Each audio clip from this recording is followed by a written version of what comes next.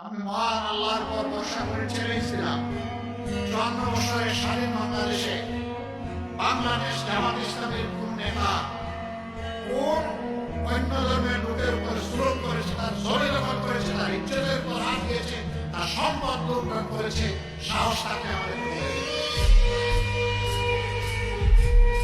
আমরা সেই দুষ্ট লোক তৈরি করি না। মহান আল্লাহ আমাদেরকে শিক্ষা দিয়েছেন, যেই দেশে মুসলমানরা সংখ্যাগরিষ্ঠ হবে সেই দেশে আল্লাহ বলতেছেন অন্য ধর্মের লোকদেরকে আমি তোমাদের কাছে আমানত রাখলাম, যদি তাদের অধিকারকে হরণ করে। আল্লাহর নবী বলছেন হাসরের দিন ওই মুসলিম নামের জালিমের বিরুদ্ধে আমার আল্লাহর দরবারে আমি হব বাদী, তার বিরুদ্ধে আমি করব মামলা দায়ের। আমরা আল্লাহ তাআলাকে ভয় করি, আমরা আমাদের এই সমস্ত ভাই বোনদেরকে সম্মান করি।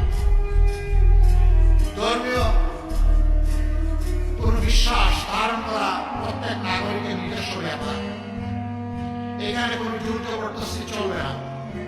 আমি যেমন পছন্দ করবো না আমার উপর কেউ তার ধর্ম চাপিয়ে দিই, আরেকজনের যেমন পছন্দ করবে না তার উপর আমার ধর্ম আমি চাপিয়ে দিই। এটা চাপাচাপির কোন জায়গা নয়। তারা ইনশাআল্লাহ বাংলাদেশে নিরাপদ থাকবে, যে বাংলাদেশ আল্লাহ যদি আমাদেরকে পরিচালনা করবে। মাদের জন্য ভয় ভীতি দেখানো হচ্ছে, জামাত ইসলামী ক্ষমতায় গেলে ওনারা ঘরের বাইরে কর্মক্ষেত্রে প্রবেশ করতে পারবেন। আমি নিজে তার সাথে, আমাকে আল্লাহ তাআলা একজন স্ত্রী দিয়েছেন, তিনি একজন চিকিৎসক ছিলেন, তিনি রোগীদেরকে সেবা দিয়েছেন।